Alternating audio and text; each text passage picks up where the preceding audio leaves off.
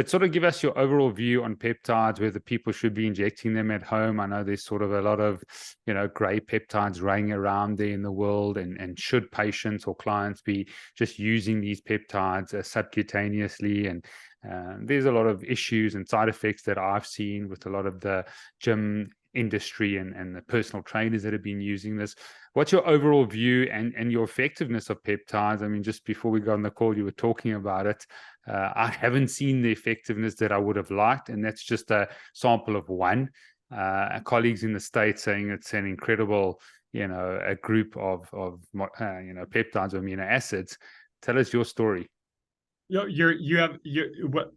said that was a sample of one. That was just in general, or just one person? No, just me, my practice and what we've been doing, in terms of peptides. Just haven't seen the effectiveness across the board. Which peptides have you been using? BPC 157 mainly, that's the one, because we do a lot of neuromusculoskeletal work in that. I can just say I haven't seen a big difference using your PRP, your prolozone, getting the patient to do obviously rehab and exercise therapies. For a knee, I mean, we get a 95% success rate with knees across the board, surgeries or not.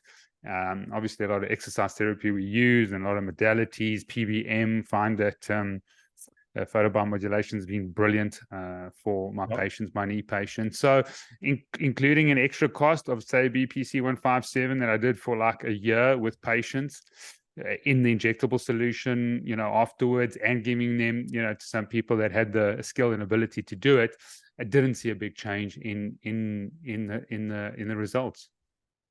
Okay, so I love that you asked this question, and this is a good one to go into. So then what I will tell you and is that when I have people coming here with sort of like chaotic big problems, and the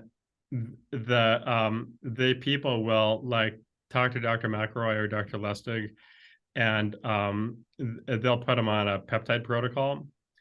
About 30% will come in and say, like, where's Dr. McElroy? Like, and I go, oh, I don't know why. He put me on peptides and like 80% of my pain is gone. I mean, it's crazy. And so then I will have this 1/3 of the population that has this crazy miracle kind of response to the peptide.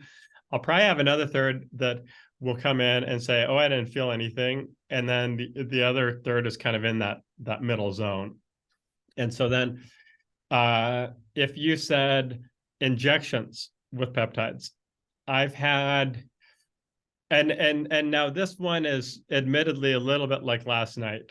Okay. Historically, almost every day, I would have people coming in and doing free injections and low-cost stuff at the end of the day.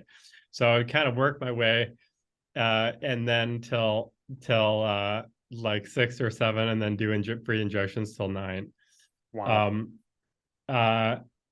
I will have a third of those, and I have a lot of them who I treated them, and then they'd be like, oh yeah, I haven't had any pain since you treated my lumbar facets with peptides like years ago. It was crazy. I still can't really believe it. I do think that that's about 20-25%. I will have a lot of these cases that are so miracle, it's hard for me to believe. And then I will have some people that I'll do it for, and then they go, I may have gotten a benefit. It's kind of hard for me to tell. Now, I don't have that in any other area of my injections. If I do PRP, they're going to almost for sure get somewhat better. They're not going to say, I didn't get better at all. They're definitely not going to. And stem cells and even dextrose, they're all going to say they sort of got something. So then that, to me, is interesting. And yet it's a real, probably 20-30% of people that it's miracle, the most miracle thing that I do. And so then what happens is, if you flew to see me from South Africa, I'm not going to do peptides for you.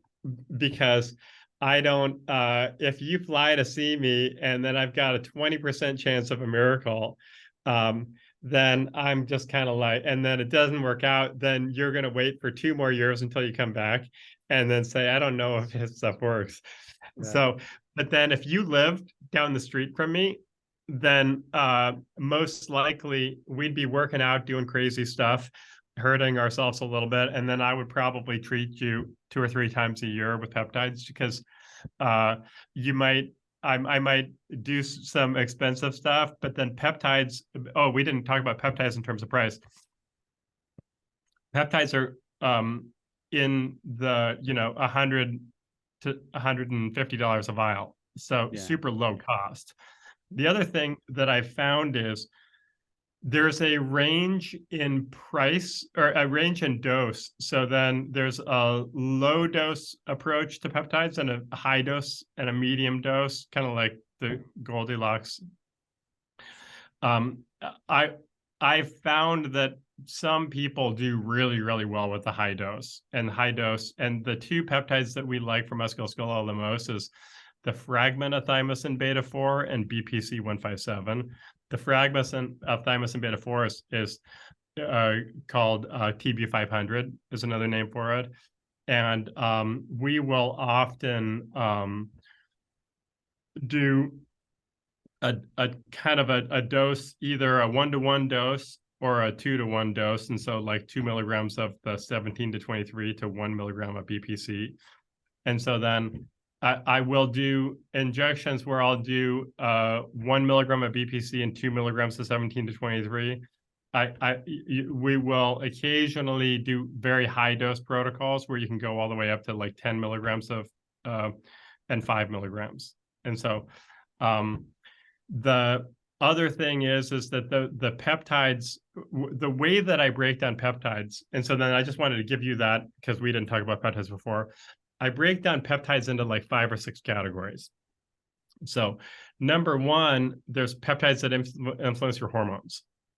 And so then it used to be, I always say, you have to figure out what gang you're in functional medicine. So we're in the same gang because we're in the musculoskeletal gang. So we're like brothers from another mother. The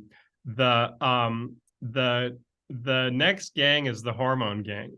And so it used to be that everybody that was in the hormone gang, they were putting people on testosterone and estrogen, and then they were putting them on growth hormone. And so I still get people that come to me that are on growth hormone. We almost always switch them from growth hormone into one of the peptides that tells your brain to secrete and make more growth hormone.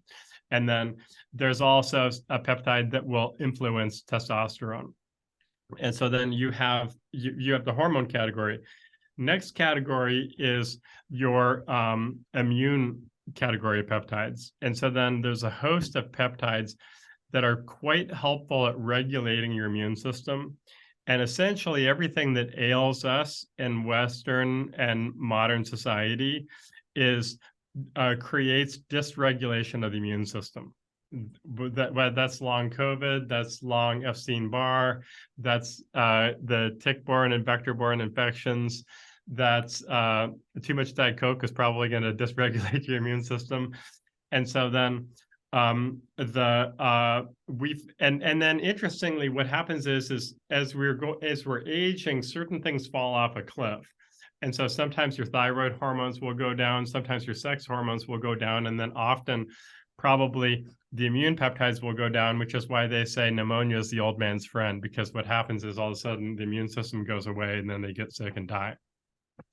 And so then ultimately, I think a long-term strategy, particularly in the geriatric population, of having some immune peptide as peptide support, having immune peptides around COVID to prevent long COVID. And I just, I think that this, hear me now, I feel like Arnold Schwarzenegger, listen to me now and believe me later. Like you're gonna, if I had a little bit more money right now, I would immediately do a clinical trial looking at long COVID and compare people who were treated through the COVID period versus people who had no treatment with peptides, and then kind of management in that period afterwards. And I predict that that population has less long COVID.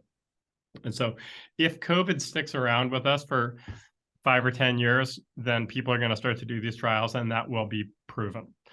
And then the immune peptides, I think, are fairly helpful for acute infections, including viral infections. The next one is neurological peptides. There's some peptides that increase brain-derived neurotrophic factors, some that are kind of anxiety calming. Those actually synergize fairly well with some other stuff that we do. I think that they can be very important tools as part of a functional medicine strategy for working on neurocognitive, neurodegenerative conditions. And I think that they can also be fairly helpful in terms of depression, anxiety, PTSD as part of an overarching strategy. And so then those are kind of subcutaneous, but then the growth hormone ones are subcutaneous, but the immune ones and the brain ones, you can do IV or subQ. So then that's super appealing. You've got the gastrointestinal BPC 157 is secreted from the stomach. And there's a theory that what they thought that gastric juices probably had some healing potential. They thought there was some magical ingredient in it. And so Pavlov, the great Russian scientist, was kind of famous for popularizing the idea of drinking gastric juices. And so the idea is maybe he was the first person who was getting actual BPC 157 to people. You can do that as a subcutaneous injection or as an oral. I found they both help the stomach. Okay. And you think about the stomach, could be stomach issues, H. pylori or acidity or gastritis, could be small intestinal issues, could be parasites, could be small intestinal bacterial or fungal overgrowth that I think many people are on the spectrum of. And then there could be dysbiosis, but then there could be these autoimmune things like ulcerative colitis and Crohn's. If there's an infection thing, I think you got to deal with that infection thing. And on a peptide GI front, you can do sublingual LL37, which is an antimicrobial. And then the BPC is broadly helpful. And it's super helpful whether you do it as an oral or as an injectable.